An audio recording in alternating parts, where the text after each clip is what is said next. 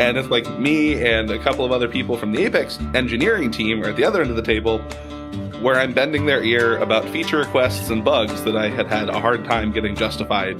That is Chris Peterson, Director of Product Management for Apex at Salesforce.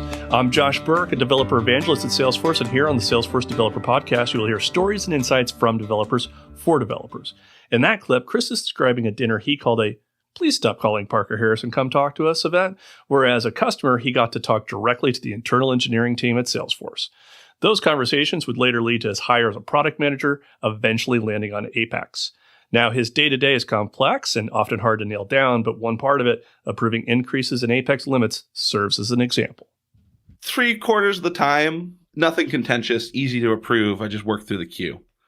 1/4 of the time, I get very sad when I see this, and then we have to go and have a harder conversation. I feel like that's kind of a microcosm of the job, is 3/4 of the time, it's great, and then 1/4 of the time, kind of unpredictably, something could catch fire if you don't take the right steps pretty urgently. This that Chris is referring to is actually a villain that has shown up on this podcast previously. We are talking about the infamous I++ style of unit test, which is basically nothing but garbage. Which works great until you need an increase in code coverage size, and then you have a major refactoring project that is a hard blocker to you deploying your new code. So, yeah, we definitely do notice. Please don't do that. Yes, you're flying blind. And again, we can refer people back to Rupa's episode, to which please stop tormenting the Hammer team with your bad unit tests. Yeah, and I mean, the other thing is, it's really hard for me to overstate how important Hammer is to the ongoing stability and iterative development process of Apex as a language. If we didn't have Hammer, there's a lot of things that we'd be afraid to try. There are definitely times where we put something into the release and go, all right, we'll have to see how bad the Hammer fallout is. Maybe it'll end up being a critical update. Maybe nobody depends on it. Let's go find out. And all of this speaks to how important it is that your unit tests, they're helping you as a developer, they're helping your applications, they're helping your users, but they're also helping Salesforce have that confidence level for putting out their new releases. Once we put Apex out there in a new release and it's actually gone live on customers, it's really hard to go back and change something. We can't go undo a bug fix without a lot of potential disruption. And so Hammer is this like vital lifeblood of our ability to move forward, and we need it. We can't just give that up. It would slow down the evolution of the language substantially if we did. Okay, so you put me and Chris and Rupa and probably a bunch of people on the mic to talk about unit testing in general and this kind of way around unit testing specifically. We could talk about it for a while, but that's actually not the point of this episode. This episode, I really wanted to highlight a few key things about Spring 20 and some of the new things that we're seeing in Apex. And one of the neat things that we're going to get is something called Apex Finalizers. So Finalizers are a new Apex interface called Finalizer, a new static method and system called Attach Finalizer, and a new modification to the core platform's behavior for queuable classes. So what you do is you implement your own Finalizer class that obviously implements the Finalizer interface. In a queuable job, you call Attach Finalizer and pass in your instance of it. And what that does is it records that object as the callback for when this queuable completes or fails. So if the queuable gacks, if it fails with an unhandled exception, or if it completes successfully, your finalizer is invoked. And so that's already something fairly novel. We don't have a lot of on-failure callbacks in Apex. Now, there's a lot of things on the platform and in Apex that do very, very specific things, like, for instance, maybe creating and sending email. But that is not the design goal for finalizers. Yeah, so finalizers are, well, I tried to design them as something of a Swiss Army knife so that they can solve a huge number of problems. And I've probably only thought of 1/3 of the use cases that they're actually going to end up covering once they're out in the wild. It was specifically designed to be a lower level API and not particularly prescriptive, so that the blossoming level of open source around Apex can start to fill in the gaps with more prescriptive frameworks.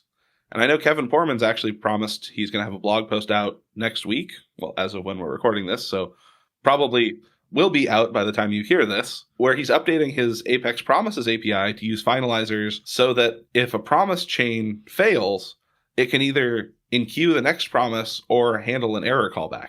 And so the type of use case I'm most excited about isn't necessarily that you'll write your own code that implements finalizers. It's the frameworks that are going to pop up around finalizers that let the framework do something that seems like magic and would have been really hard to do reliably before. Now, developers right now are kind of in a world where they're using things like platform events and custom objects in order to kind of apply this layer of transactional functionality. And in that sense, you're always going to have to be juggling your resources versus that functionality.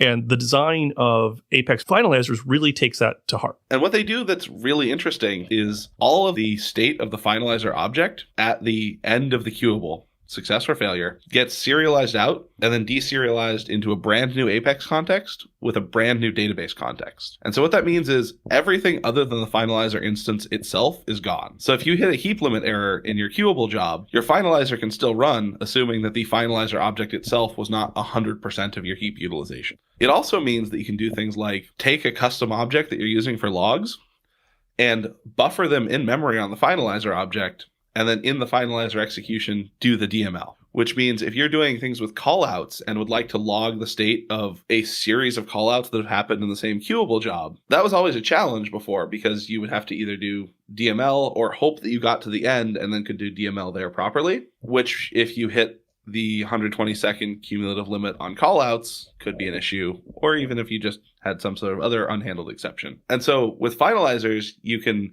buffer all those log messages in memory on the finalizer object itself as a member variable, and then when it gets serialized and deserialized into its new context, do the DML there.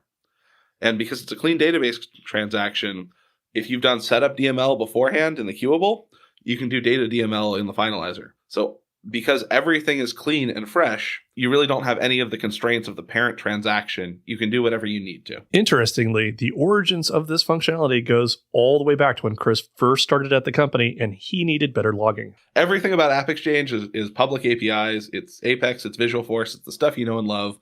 And then there's like 3 private APIs, and like they're around license management and a couple of other things like that. And then the one I added, which was logging, so that I could write to the core application logs without it counting as a DML operation.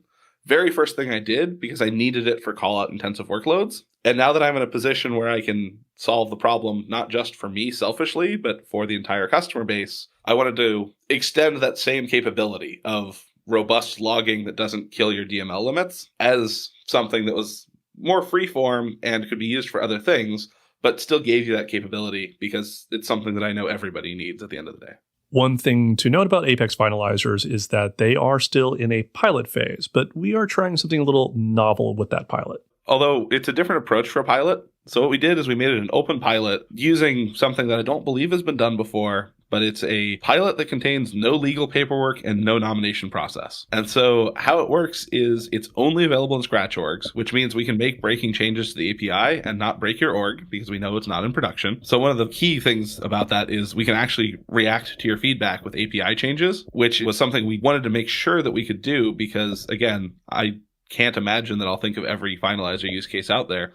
I'm sure somebody's going to come up with some feedback that isn't just a feature request, but kind of a foundational aspect of it being modified slightly. And we wanted to keep the door open for that because what's the point of a pilot when you don't have user feedback coming in that's actionable? Well, that all boils down to the fact that if you want to start tinkering around with Apex Finalizers, you're going to want a Spring 20 hub org, you're going to want to start spinning up some Scratch orgs, and then kick the tires of it and definitely give Chris and team your feedback. Now, moving on to our next topic, which is a pair of features.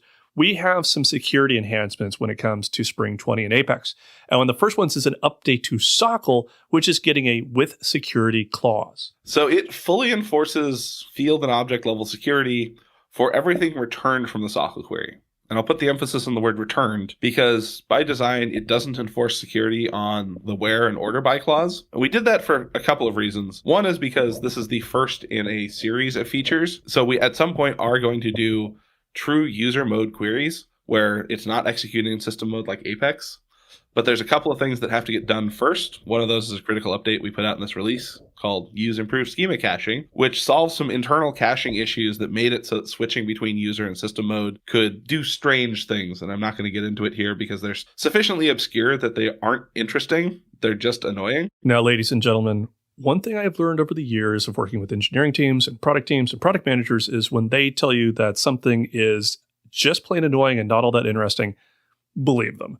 In this case, there is a lot of stuff that has been going on with platform caching and things that work behind the scenes that Chris's engineers have been spending a lot of time fixing. And so this critical update is going to be great because it's setting us up for user mode. Now, in the meantime, things like the with security clause to SOQL, they're going to help streamline security while also setting us up for success once true user mode is actually in place. Now, one of the things that went into the design of the with security clause is that the with security clause is going to affect the select statement. It doesn't affect things like the where statement, and that's by design.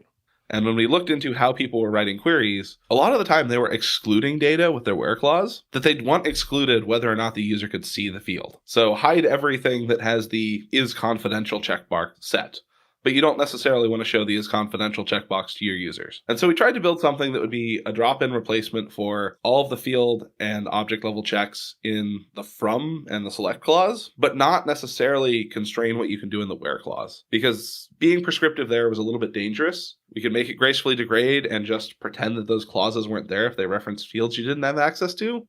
But that gets really dangerous for the use case of excluding data. Also not covered with the with security clause is the order by statement. And again, that's by design. We don't want to disrupt your ad hoc security system. But Chris notes that, you should think about the fact that this kind of stuff is still visible. You might expose hints. If you order by opportunity value, you'd need to be careful about that. Make sure that the user actually is allowed to know the relative order of opportunity value. But that's a whole different category at a much lower severity. And also something that doesn't change radically. When you're doing dynamic SOQL, you're usually not dramatically adjusting the where clause like you might be with the select clause. So that was the design philosophy there. And I talked about it more on Release Readiness Live, and I think the developer docs are really good for it. But I'm sure Josh will put my Twitter handle in the podcast notes if you would like to reach out with questions. You better believe that we will be linking to Chris's Twitter account and probably a few other things related to Chris in the episode show notes. And we will also be linking to the Release Readiness Live video if you would like to catch up with that. Now, one of the big goals of putting in a clause like this is to reduce the amount of code required that you would need right now in order to try to duplicate that functionality, which if you go back to that video for Release Readiness Live, you'll see Chris is pointing to like 6 or 7 lines of code just for describe functionality to try to duplicate the limitation of data that's going back to the user. Similarly to this, we also have a new feature in Apex called stripInaccessible, which is doing something kind of similar for DML. So stripInaccessible is the Swiss Army knife security method that I always wished existed, and myself and a number of other people have tried to implement in past lives and done mostly well enough, but usually with an edge case somewhere not working right or performance being suboptimal. So what it does is it takes an arbitrary list of S objects in memory. It doesn't care how you got them. They could be coming from a query. They could be coming from JSON that was passed to an Apex REST service. You could have constructed them manually in Apex. It doesn't care. You have a list of S objects, however they got there. You tell it what type of access check you would like to perform. So accessible, creatable, updatable, upsertable. And it takes that input, looks at every field that's populated on every one of those S objects, including subqueries and including cross-object fields, and then makes sure that the running user has access to it for the defined operation. And if they don't, the result is a cloned set of S objects with all of those fields that they don't have access to stripped out. And so the literal only constraint on it is it doesn't support aggregate result, because aggregate result doesn't track the aggregation fields back to their original source field. Like that fidelity is lost once an aggregate result is generated by the query. So there's no way to tie it back to a concrete field. And Chris do a demonstration of this at work where he's got a Lightning Web component and we're sending JSON up to the Apex controller. And that JSON is describing an account with custom fields. And within the Apex class, they're checking for all of the fields that should be coming from the form. But if there is a field that, for instance, in the runtime of JavaScript, you just add a new field to the JSON before it goes up to the Apex controller, and the programmer couldn't have known that that field was going to be added, you can have 6-7 lines of field level security checks, but you're not going to know necessarily which fields to be looking for. And so once again, Chris is trying to kind of create a Swiss Army knife here, which gives you a one-stop shop to just make sure that you can stop that from happening. And that if the user's not supposed to have access to the field or whatever level of, create, edit, access, Or if you do want to fine tune it, you still have that ability. You may not be able to create a case as the site guest user, but if you go through the find knowledge wizard, we may want to actually create a case on your behalf at the end of that process. So that type of thing was something that we needed to not make harder and ideally treat it as a first-class use case. And so I think that's what we did with stripInaccessible is if you want to gracefully degrade, great. If you want to just tell if there's any access check violations, it does that too. And it also gives you back a little bit of debug information about what fields and objects were stripped off the input. So you can actually do system debug writes so that if you're debugging production issues around permissions, you can see what stripInaccessible is catching. With every new release and with new features, it's really needs to be in a developer's mindset. What do I do with these new shiny toys? Do I apply it to my old code? And there's that old adage, if it's not broken, don't fix it. But we're talking about security here, and when discussing this with Chris, his answer was fairly nuanced. So with security enforced, if you already have a framework, if you're using like the FFlib framework, I think Patron Tech has DML Manager, ESAPI, I actually took over as a maintainer for because the old maintainer left. If you're using a framework or you've written your own or you have some sort of system that works well for you and is provably robust, I don't think that there's a material value add in switching from that system to with security enforced in your legacy code. It's ultimately going to be doing the same thing. Does it make a nice opportunistic refactor next time you're in there and are going to be retesting it?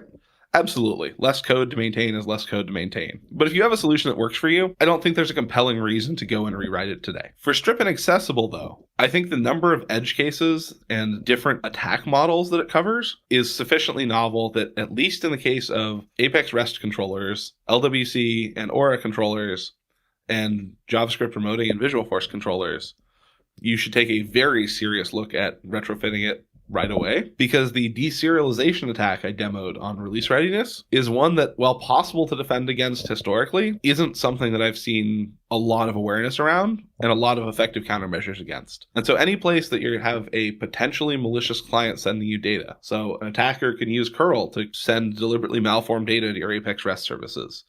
They can use Burp Suite to intercept the communications between your browser and the Apex controller in LWC and Aura. Any place that isn't like traditional Visualforce where you have view state with encryption that makes it hard to tamper with is definitely a place where you should do a serious audit for deserialization based attacks and probably retrofit, because at the end of the day, even if you are defending against this model effectively today, stripInaccessible is probably going to do it with less CPU time. Now, before we go, Chris also wanted to give a shout out to a blog post that he's got describing some new features and functionality when it comes to Describe. As the complexity of the Salesforce schema has grown, we've seen a handful of complaints around Apex Describe performance. And so it's something that we've started working with an internal team called Schema Services, the actually same people behind Entity Interfaces, because they own the underlying Describe APIs internally that we expose through Apex. But I did just put out a blog post that talks about some of the things that the Apex team did to try and defer calculation of the heavier elements of Describes. So I'll have Josh put a link to that blog post in the description here. But especially for ISV partners, but anybody who's had CPU performance issues with Describes, it's going to be really relevant to. And some of the ways of opting into the performance benefits might not be as intuitive as you would expect. So take a look at that if you've ever had complaints from me about Describe performance, because there are some actionable things in there. And the other thing that's really interesting is there's a whole feature called the metadata catalog that is a S-object based API for inspecting different aspects of your org and schema. And I didn't realize this until I talked to the team that owns it. And I got a tweet pointing out that nobody else did either. If you ever tried to figure out what the sharing model for an object is, that wasn't ever in Apex Describes, but it is in the metadata catalog. And it even breaks down internal versus external sharing models. So the full granularity that you get on that sharing settings page that you've probably wanted to get at programmatically before is in that metadata catalog. So both performance improvements for Describe that may be actionable and a new thing that you probably didn't know about for inspecting the schema that is definitely worth taking a look at. Finally, I did ask Chris about one of his favorite non-technical hobbies. And as something that's becoming a trend on the podcast, it is about food. The previous owner was nice enough to leave behind a Wi-Fi enabled pellet smoker because they were moving to a different continent and didn't want to take it with them. And also I live near Costco, so I've taken up smoking pork ribs quite a bit since I have to put it to good use. And that's become my go-to way of bribing people to do things for me. So I just had my dad come over and help wall mount a TV because I'm terrible at stud finding, in exchange for some ribs. And that is our show. Thank you for listening. And a huge thanks to Chris for all of the hard work on the Apex features coming into spring 20. Now, if you want to learn more about this podcast, head on over to developer.salesforce.com/podcast, where you can hear old episodes and also links to your favorite podcast subscriptions. Thanks again, and I'll talk to you next week.